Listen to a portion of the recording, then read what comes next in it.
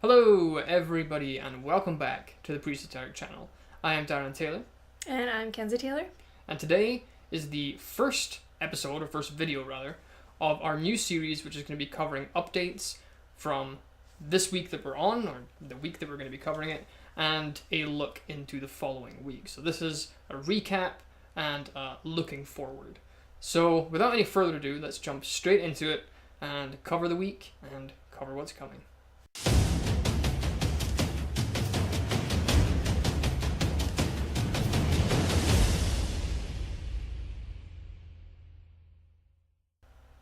So before we jump into anything that we've done this week, I want to just bring your attention to two things. First is, I understand that there is a small little hum in the background audio of these videos, and that is because of the device that we're using. We are trying to find a workaround, but for now you're just going to have to bear with us until we find a solution to that. And the second is that these update videos are going to be a lot more casual than our other videos are. So this is somewhat more of a discussion than anything else. It's not really going to be a structured video that has notes and points. This is just a discussion of what's going on in the week and the week that's about to come. Yep. So today's been an eventful week. Today's been an eventful week. Quote on that one. Today has been an eventful week. This week has been eventful. We've done a lot of work with the reboot and basically finished up the last bit of the rebranding, which has been huge. And now we're getting more. I would say we set up the diving board, prepared it, and then now we've just 2 feet straight in. So start of this week. I say start of the week. We didn't actually start with a full week this week. We started on like a Thursday with everything. Yeah, and that was the Presoteric Reboot. We had been away for months and months, shut down, trying to get everything ready for this reboot, and it officially launched. So this is kind of a half week, and we've gotten a tremendous amount done in that short period of time. It's been a lot of work, and I mean, just between, if you even just want an account recording and editing, that's one thing, but then everything that we've been writing and building up to and the research that we've put in has been a full-time job. It is definitely a full-time job. It's more than and even though we started on like a Wednesday, Thursday, I would definitely say it's been, because average American work hours is 40 hours a week. We've definitely already gone above that. Yeah. And, we have a full team that are working, I say around the clock. Some of them do have day jobs, so it's well, not on the clock. You could still say that they work around the clock because a couple of our teammates are on different parts of the planet. So it could be like, when we're asleep, they're awake doing stuff. Yeah. So. But we do have a full team that's working on everything that we're producing at Presoteric. So everyone has their own area that they're working on. Some people have multiple areas where they're working to try and make sure everything, the assembly line, if you will, runs smoothly. And especially for us, it's been, from the moment we wake up, we're working. And that's kind of pretty steady throughout the whole day with small little breaks in between. But with this reboot, the first thing that we did was restructure the whole homepage and the platforms that we're actually set up on. And that includes the YouTube, where this will be one of the main places that it's being broadcasted. Yep. So one of the things that I love from this week was getting all the pages to look similar. Oh yeah, that's nice. So the way that we've tried to make Presoteric, at least the homepage, and before I go into that, we do not have an official website. There is a www.presoteric.com, but that just goes straight to our Gumroad store, where you can find our products and our services and our courses. But our Facebook page, which is just facebook.com/presotericism, because for some reason the Presoteric username's been taken, and we're still trying to work with Facebook to get that sorted, but to no solution. No answers there. But the Facebook page is our homepage, and that's where we want to keep everything, because no one really uses websites anymore. Everyone's on Facebook. It's all, you want to find, a plumber nearby, you go to Facebook or Google, and that will usually take you again back to Facebook. I think a major part of that is just everybody uses Facebook. It's easier, and the minute that you have to open Facebook and somebody sends you a link to something and it takes you out of Facebook, you have to open your browser, select which browser you actually want to use, and then load in the page. It's just like, I don't feel like doing like that. I think a big part of that is the fact that not many people are using laptops anymore, unless they're working in office. They're using their mobiles. Oh yeah. And Facebook is much more accessible. And, everybody's on Facebook. You look at how society is today. Do you even exist if you don't have a Facebook account? I feel like that is another topic for a different It video. is. It's definitely a topic to think a whole about. essay if you want. And so we've tried to structure our Facebook page to act as a website. And so we have everything on there. The videos that you see on YouTube are all uploaded to our Facebook page. So if you don't want to come on YouTube, you can find them all on our Facebook page. And we've tried to mirror exactly how the YouTube videos are structured on our Facebook. So the same playlists, if you go to our channel and look through our videos rather than looking at it from like your newsfeed, they're all in the same order. The playlists are in the same order. The videos that are available in which how they're ordered is exactly the same. And we plan to keep updating it to be an exact butterfly effect, if you will, so that if you're coming over and looking for the same content, it's easy to navigate. We have all of our blogs in the notes tab. We have all of our videos in the videos tab. We have our albums, which contain the data we receive from the polls. Everything is all in one place, and it's easy to find. Yep. And I think that makes following us as a company, as a project, a lot more easier when all that information is so easy to come by. It's so easy to find and navigate through. Well, the other thing too is, you can technically you can kind of choose to follow either or if you really wanted to. Yeah. With the rise of people who don't want to be on Facebook, or who don't have YouTube accounts that are just browsing at will instead of having a login account, it makes it a little bit easier when everything is accessible in both places. Yeah, it does. And it's easier for us to navigate through that all as well. It's with the kind of content that we have and the system that we have in place to organize that, it makes it a lot easier when we can have everything be structured, and it almost looks transposed. Like we just took the same blueprint from here and put it over there, and that works easy for us. And I found that a lot of sites, especially like occult websites and magic related websites, they're all very difficult to navigate. They have everything so everywhere out of place that it's difficult to get back to something you found before.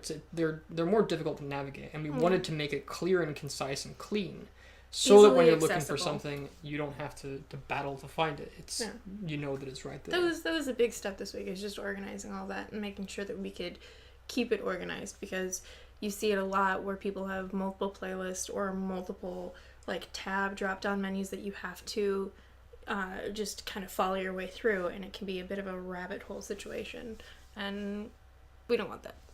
So with that reboot and with our Facebook page specifically, and we probably are going to talk more about our homepage than we are most of other platforms, because everything goes back to the homepage. The YouTube stuff has all of our videos, but the Facebook has everything. Everything. So that's where everything's going to be centered, and you can find everything from there. It's the hub, if you will. And we've started to post not just regular updates, but regular posts. We're posting roughly once every 3 hours in a maybe 14-hour period. Well, I've kind of done a little bit of the idea here, because we now have moderators with me with the community group, the Presoteric community group on Facebook. And how I've set it up is that there is usually going to be, well, not usually, there will always be one poll a week. In the community group, there is one question posted every day by the group, by the moderators, or myself. And then throughout the week, whatever articles we come up with or whatever research we feel like sharing is shared throughout the week. That could be 2 articles, or that could be an article and a video on top of everything that we already have going on, and then whatever we're uploading on Facebook. And the polls are going to be a much more regular thing than we were before. We did 3 polls before we shut down for the reboot, and one of them was huge. We got 1,000 people who voted in. We got tons of engagement, tons of comments. It gave us a lot to work with. And the following 2, we got about half of that amount, which was still okay. But we're wanting to take these polls and really go, balls to the wall with them to try and get as much data as possible.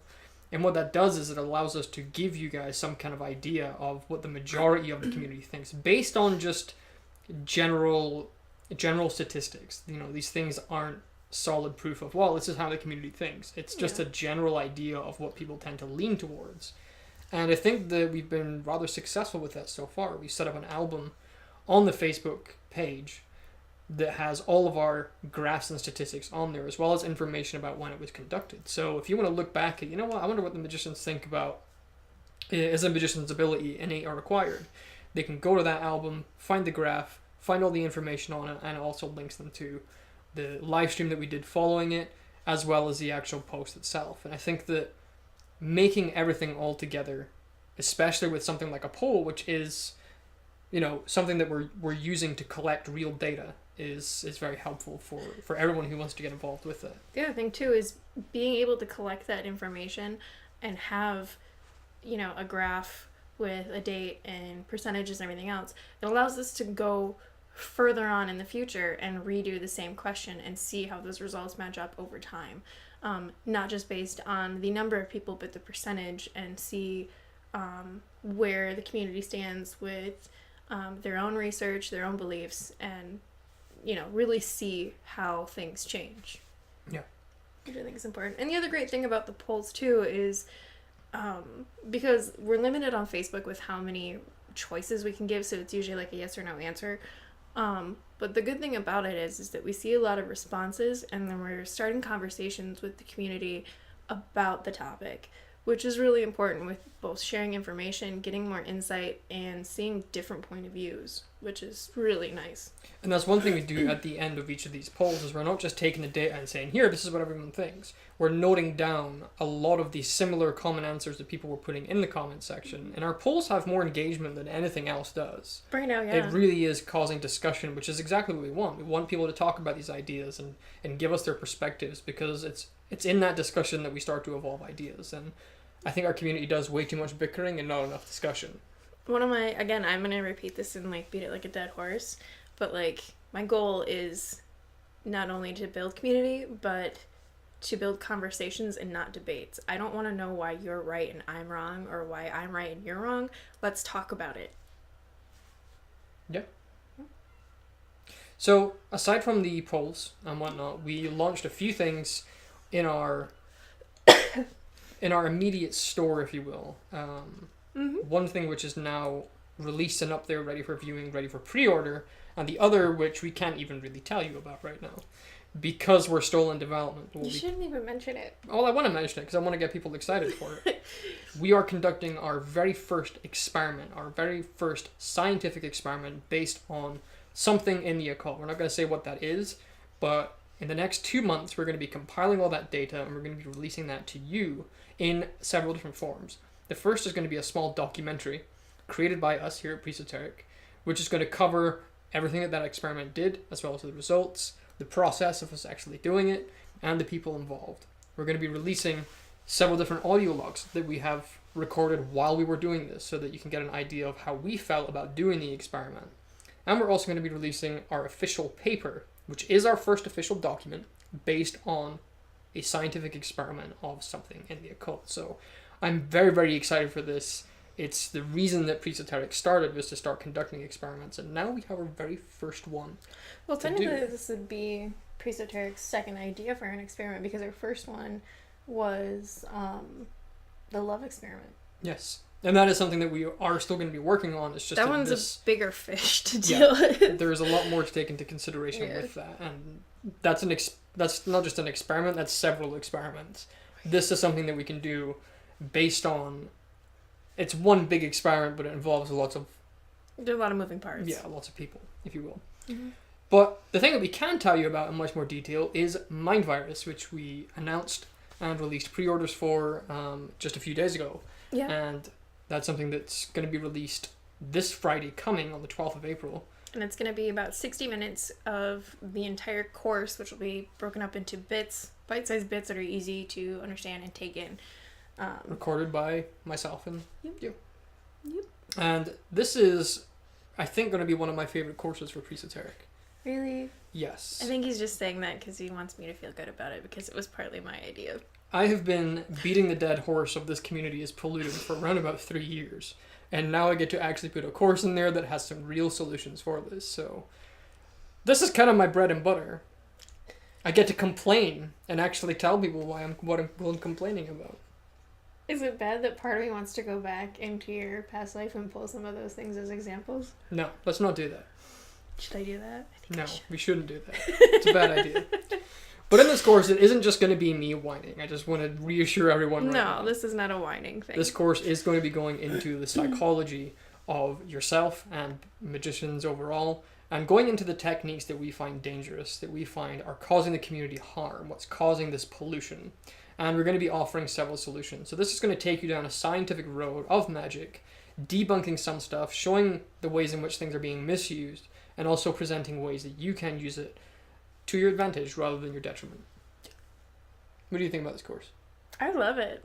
I mean, it's something that I honestly would have wanted to share with people a long time ago if it had existed, because it's addressing issues that, I mean, you've been in the occult community for much longer than I have, but it addresses some of the issues that, outside people coming into the occult deal with way too much, and it causes a lot of turnoff for people who, are looking for something spiritual that will help them, and then they see all these issues and they're like, you know what, nope, and then they turn around and go back. They don't come into the community, and they have nothing, they want nothing to do with the community because of these issues. And I suppose this leads into our normalization of magic. So before we jump into that, I want to stress that this course isn't just for new people in this community, although that is one of the reasons it was created. It is for everyone, because we're aiming to help people out of the pollution as well as stopping people from getting into it to begin with. So and we don't want it to be perpetuated. Yeah, this is aimed at both people. But the normalization aspect is part of why this is so important. We released, was it 2 videos? In fact, no, we released a poll, as well as a blog article today, which was released, written by myself, edited by yours truly, on the normalization of magic, in which we said, or which I said rather, that the normalization of magic is the most important step for it right now. And one of the best responses we had to this article was by Nick Dutch. For those who don't know who Nick Dutch is, go and check out his channel. I will put it up here in the little cards. And in the description below. Now, I have great respect for Nick Dutch. We did a podcast together. It must have been near enough 2 years ago on my old channel. And I followed his work for a long time, and he always struck me as, I don't want to say a critic, because that would be the wrong word, because he is involved with magic and occultism and exploring those ideas. But he is a critic in terms of, he looks at things with a level of skepticism that allows him to look beyond this kind of wishy-washy. So you're telling magic. me what you're saying is he's not a bullshitter. Yeah. Okay. And a lot of his theories and a lot of his videos do have very good sound information. And this is a big if, this is something I was going to talk about a little later on in the show here, that if we do decide to open up a podcast series, and we're still working on figuring out guests and whatnot, because we don't want to open up a podcast series that's going to be once every 2 months. Or is just going to be you and I sitting here talking. Yeah, we want to have it regular. And so we need to find people who would be suitable guests who are also willing to come on. And I think that if Nick was willing to come on for a podcast, that would be a great podcast for us to do. Yeah. But he released a video in response to this article, and we'll post both the article and the video up here or down there, wherever it goes, so that you guys can find it and let us know what you think. So, the normalization of magic, what did you think of the actual written piece? Excuse me, let me prepare for my speech here. Getting built up for this. Yes, I'm even going to sit up straight, not slouch. I always sit up straight, and that's just because I got back problems. I slouch because I'm a girl and I have no manners. The normalization of magic is actually one of the topics that I've been interested in since just coming into the occult. And one of the things that I always like to stress to people when I talk about the normalization of magic is how normal it is for Christian religion. Because you're talking about a spirituality there that is commonplace, is extremely accepted in the community, whereas in the occult community we have a lot of different spiritualities and different religions that are considered and deemed unacceptable, and a lot of the philosophies that you find in one you find another, but you put a different label on it or a different name and it makes it unacceptable, scary, weird. That was one of the points that someone in the comments actually brought up. It was about mainstream religion. That if it's so normalized for them, why can't it be the same for the magic and the occult? And I feel the same way about it. And I think that if, you know, especially the practitioners in the occult, not just the people who study and research, but the people who are practicing, you know, spellcraft, witchcraft, what have you, are seen in a really bad light. And I feel like that's not fair, because these people could be wholesome, warm, good people who just get a smudge by their name for this one thing that has no bearing on their personal character. Yeah, I agree. And I think here's my, I could go on a tangent about this, but I'll just say one little thing, is that if you look in like mainstream media, you pull up one picture of one person and you put next to them interested in the occult, and immediately that person, and I hate to say it because it's terrible, immediately demonized. And that's not fair. So for me personally, I think normalization goes beyond just being accepted by you know, the society as the same as mainstream religion. I think it can do better than that. I think it can go beyond that. You know, I think that normalization is, you know, in fact, someone said it in one of the groups, to normalize magic is, well, science. And, well, yeah, that's exactly the point. Is that once you start taking that into there, it no longer becomes mystery. And I think that, you know, I asked this question to someone else, you know, a lot of the comments we had in the poll was that, well, you know, if you normalize it, then it's no longer occult. And they're talking about the literal definition, occult meaning hidden. Not occult as a subject that contains different topics, which is how we refer to it. But the word occult, you know, what does any of this gain by being hidden? Why is any of this, what benefit does it provide any of the knowledge to be hidden from people? I don't think the concept of magic becoming a cult had to do with the benefit of it. I think it was because, and it just all wraps around back to the normalization of magic, because magic is not normalized, because magic is so far out there, it had to be a cult, it had to be hidden. Otherwise, you end up with Salem Witch Trials and the Hellfire Club. I think that a lot of the people who use this whole occult angle, that, well, it's no longer a cult when you do that, somehow seem to think that it being hidden, that people not understanding and not knowing and not having any type of involvement with this somehow benefits it. And I tend to think the exact opposite. We're not in a place now where people can be prosecuted for this. Yes, there are definitely situations where people have been targeted because of their involvement, but on a general scale, at least in terms of Western countries, that's not the case anymore. You have the freedom of expression to a certain degree which keeps you relatively safe. So we'll just say that and move from there. But it doesn't gain any benefit by staying hidden or occulted. Why, you know, and there is the concept of, well, do not cast pearls before swine. But I think that's us just trying to be special, rather than actually giving a shit about what we do. I think I mean, part of it could be the allure of having something secret, something that is hidden, that is hard to find, makes it more valuable. Which I can understand that. If something's harder to get or harder to achieve, it makes the goal more, I don't know. I think it does with certain things, but is the basic knowledge of psychology and science any less beneficial the more people who know it? I think quite the opposite. Oh, yeah. I mean, so also it depends on the subject matter. But something that we should say, because this is vitally important to this whole point that I'm making here, is that this does greatly depend on how you define magic. Mm-hmm. And if we define it just as Aleister Crowley did, which is how we tend to see it mostly with Presoteric, is the art and science of causing change to occur in conformity with will. It's science. Every action, by that same definition, is magical. Making a sandwich from your fridge is magic by that definition. What makes a magician is simply the act of intentionally doing it with the awareness that it's... I think one of the, I mean, and I hate to say it like this and word it this way, but I think one of the selling points for normalizing magic would be for any practitioner who tells someone that they do magic, the automatic response is when you tell someone that you do magic is going to be, prove it.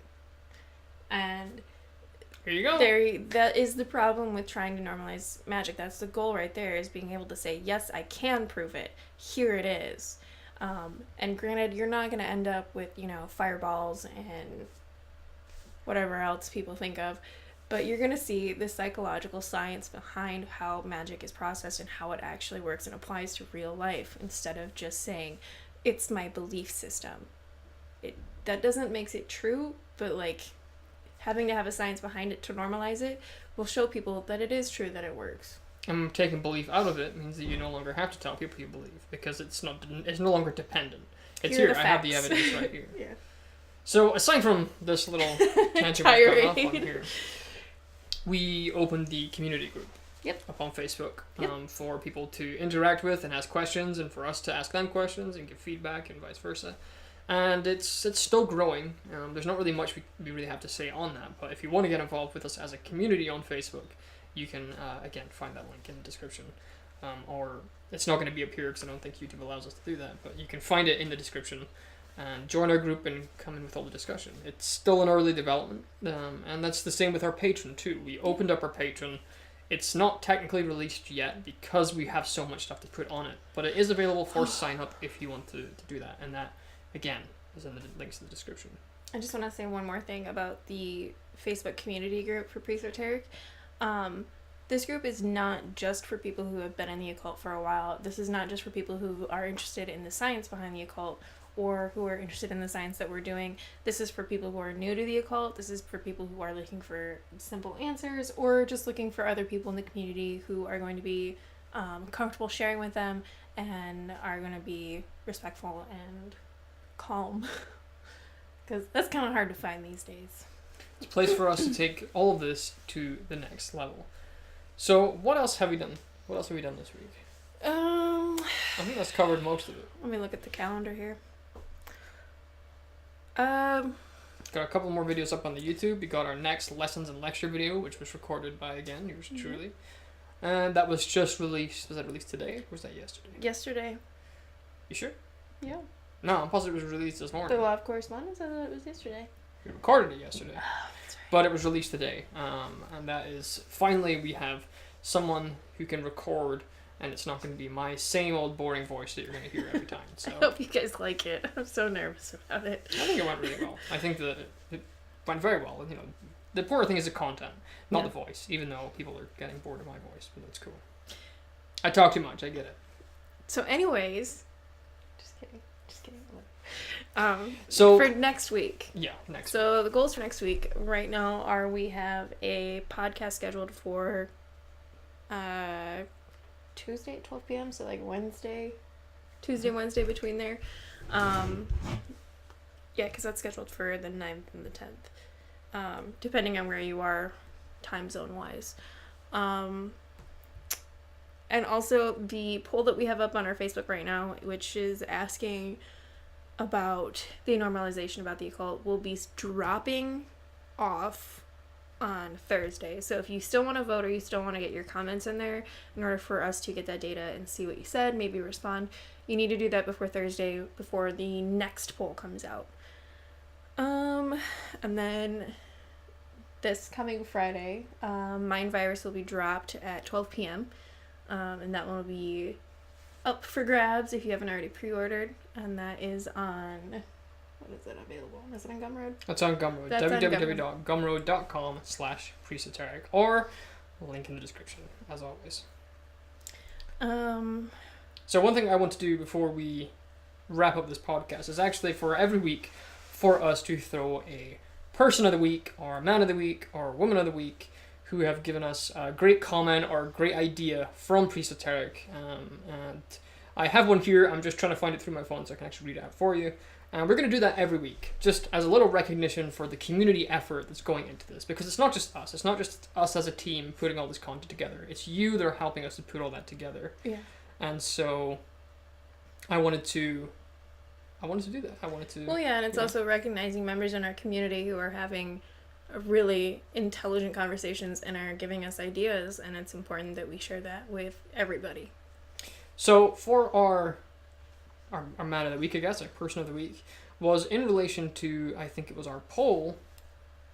This week we posed a different question than our previous polls. But before you answer, we have to ask you to read further on so you can have more context in answering the question. Facebook only allows us to give 2 options. This is just a disclaimer. Should magic and occultism as a subject or interest be normalized in today's society? When we talk about normalizing, we are not referring to magic, referring specifically to the act of making magic more normal. Rather, we are referencing the process of magic and the occult becoming more accepted by modern society. Regardless of how we think that would be accomplished, although you are more than welcome to speculate that with us. The first question we ask you to consider is the normal of magic important? No. If so, why? How would we achieve that normalization? What do you think is preventing normalization of magic and the occult? And we had an answer, a very, very good answer that I was actually potentially going to be writing another blog article on. And I'm just finding it here. It is here somewhere. And it was a very, very good answer, and it's something that I felt rather important. Here's it here. So the answer was not really. We all start throwing pigs at each other, which is something we can say happens very often. Now, seriously, I would say yes, but we have far too much religious influence. More people would literally lose their heads in a witch hunt kind of thing, and we would be giving dynamite to kids who would hurt themselves and others just because they can. And that is something that not only do we have to recognize is a real possibility, but also a real danger. Now, regardless of how you define magic, everyone agrees that there are certain dangers with it, regardless of what you think those dangers are. For us, we see that in the fact that if you teach people the awareness of their environment and what affects them, they can then use that to manipulate others who do not know. However, that's part of the danger in being ignorant, is that if people don't know how these things affect them, the way that a hypnotist can affect you, the same way as a magician can. And so we are giving that information more available for people to then know those techniques and then do that to others. But at the same time, doesn't that danger already exist without us publicizing it? Oh, yeah. I mean, it's pretty easy. Anybody could look up how to do a curse and have a ready-made blueprint ready to go. That already exists. That fear already exists. That possibility already exists. You can do it literally looking on Pinterest. They're available. So I think that what we have to do is then risk assess.